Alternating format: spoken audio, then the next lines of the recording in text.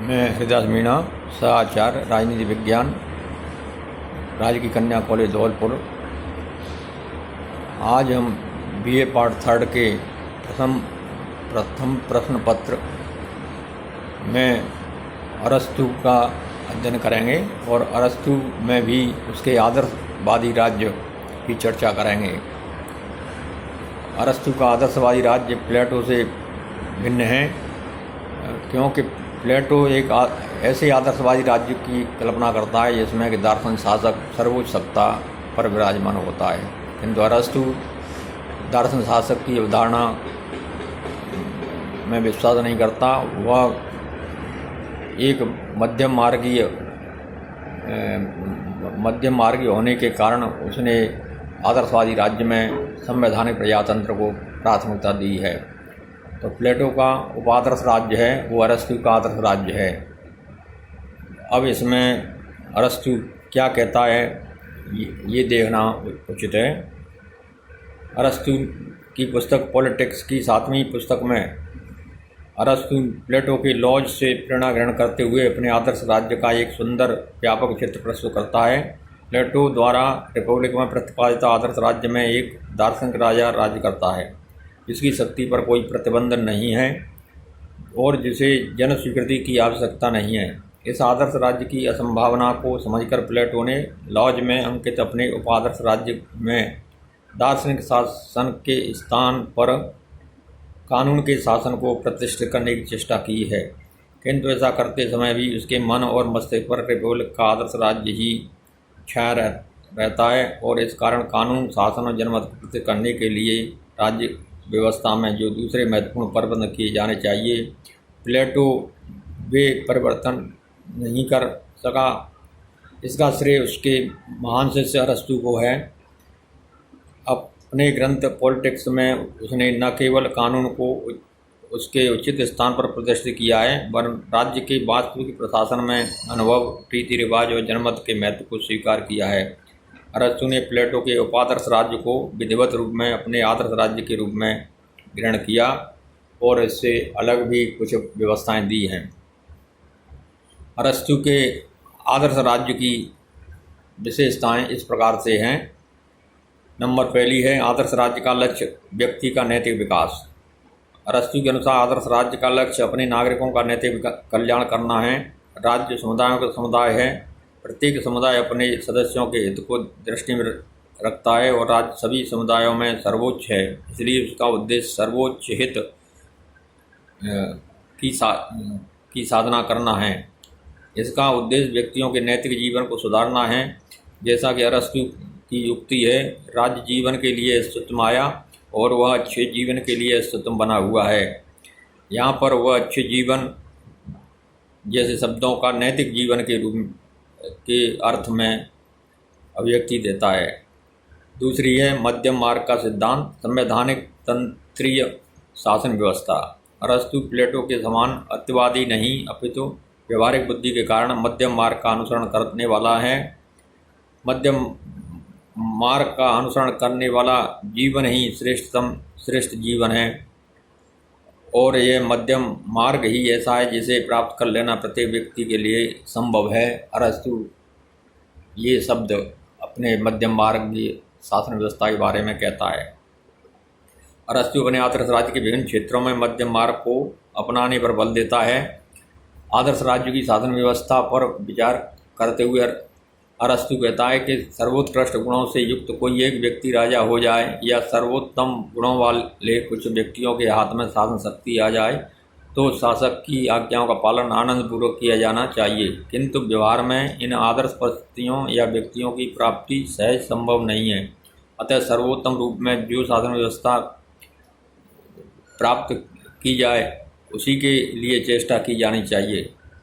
प्राप्ति योग्य सर्वोत्तम शासन का चुनाव स्वर्णिम मध्यम मार्ग के आधार पर ही किया जा सकता है और मध्यम मार्गी शासन व्यवस्था संवैधानिक तंत्र या सुप्रजातंत्र पॉलिटी राज्य ही हो सकता है।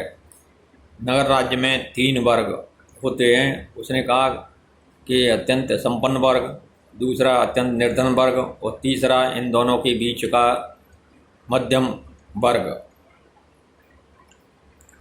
संवैधानिक तंत्र एक प्रकार से मिश्र शासन व्यवस्था है, जिसमें अरस्तु ने लोकतंत्र और धनिक तंत्र का मेल बतलाया है। अरस्तु ने कहा कि मध्यम मार्गी शासन इसलिए अच्छा है क्योंकि धनी और बलवान व्यक्तियों का झुकाव अपराधों और अत्याचारों की ओर होता है। दूसरी ओर अत्यंत निर्धन और निर्बल व्यक्तियों की प्रवृत्ति धूर्तता और तुच्छ अपराधों की ओर होती है। ये दोनों वर्ग विवेक का अनुसरण नहीं करते, अतः इनकी प्रधानता वाले राज्य दोषपूर्ण होते हैं। इसी तरह कहता है कि मध्यम वर्ग की प्रधानता वाला नगर अधिक सुरक्षित होता है क्योंकि यह सब प्रकार की दलबंदियों से मुक्त रहता है। तीसरा, धनी और निर्धन मध्यम वर्ग समान रूप से विश्वास करते हैं, किंतु वे एक दूसरे पर विश्वास नहीं करते। इस प्रकार से वह मध्यम मार्ग की शासन व्यवस्था पर बल देता है। तीसरी विशेषता है विधि का शासन। अरस्तु ने कानून के शासन पर बल दिया और विधि को सर्वोच्च माना है। राज्य में विधि सर्वोच्च होनी चाहिए। उसने कहा कि ठीक प्रकार से बनाए गए कानून ही अंतिम प्रभु होने चाहिए। एक व्यक्ति या कुछ व्यक्तियों का शासन केवल उन्हीं विषयों में सर्वोच्च होना चाहिए जिनमें कानून ने कोई स्पष्ट घोषणा न की हो। उसने कहा कि व्यक्ति के शासन की तुलना में विधि का शासन श्रेयकर है क्योंकि विधि ऐसा विवेक है जिस पर व्यक्ति की इच्छा का प्रभाव नहीं पड़ता। इस प्रकार से वह विधि के शासन को सर्वोच्च मानता है क्योंकि विधि निरपेक्ष होती है और विधि का पालन सब कोई करते हैं। इसलिए विधि का शासन राज्य में होना चाहिए। विधि के शासन से सब लाभ ही होते हैं, हानियाँ नहीं होती। लेकिन विधियाँ भी एक तरह से न तो अधिक कठोर होनी चाहिए, न ही सहज कानून उनका उल्लंघन किया जा सके। चौथी विशेषता अरस्तु बताता है जनसंख्या। अरस्तु के अनुसार आदर्श राज्य में जनसंख्या न तो बहुत अधिक होनी चाहिए न ही बहुत कम। जनसंख्या अधिक होने पर कानून व्यवस्था बनाए रखना कठिन हो जाएगा और जनसंख्या कम होने पर अपनी सभी आवश्यकताएं पूरी कर सकने में संभावना लगती है। इस नागरिक कार्यों को उचित रीति से संपादित करने के लिए आवश्यक है कि सब नागरिक एक दूसरे को वैयक्तिक रूप से जानते हों। इसलिए उसकी अधिकतम जनसंख्या उतनी ही होनी चाहिए जितनी राज्य की आवश्यकताएं पूरी कर उसे आत्मनिर्भर बनाने के लिए पर्याप्त हों। प्रदेश, पांचवी विशेषता है प्रदेश। अरस्तु के अनुसार राज्य का प्रदेश बहुत विशाल नहीं होना चाहिए, किंतु इसके साथ ही इतना अवश्य होना चाहिए कि उसमें जीवन की आवश्यकताएं पूर्ण हो सकें और उस पर निवास करने वाली जनता संयम और उदारतापूर्वक जीवन व्यतीत कर सके। राज्य का क्षेत्र ऐसा होना चाहिए जिसमें शत्रुओं का प्रवेश कठिन हो तथा उसकी रक्षा आसानी से की जा सके। अगला है नागरिकों का चरित्र।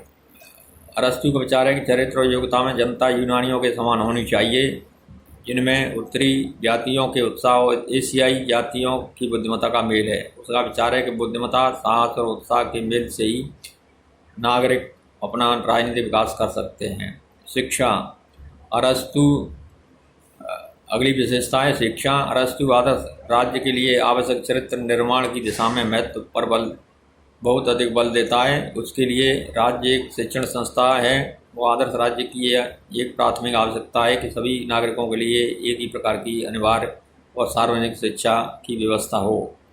राज्य की स्थिति, अगली विशेषता है राज्य की स्थिति। अरस्तु कहता है नगर राज्य में बस्ती का स्थान इन बातों को ध्यान में रखते हुए चुना जाना चाहिए: सार्वजनिक स्वास्थ्य, राजनीतिक सुविधा, सैनिक आवश्यकताएं। नगर को बसाते समय सौंदर्य का भी ध्यान रखना चाहिए। राज्य का प्रदेश दो भागों में बटा हो, पहला विशेष बस्ती और दूसरा इसके चारों ओर का प्रदेश। राज्य में विभिन्न वर्ग, नवी विशेषता है उसकी राज्य में विभिन्न वर्ग। अरस्तु कहता है कि आदर्श राज्य के नागरिकों की प्रमुख आवश्यकताएं छः मानी जा सकती है, जैसे भोजन, कला कौशल, हथियार, संपत्ति, सार्वजनिक देव पूजा एवं सार्वजनिक हित का निर्धारण।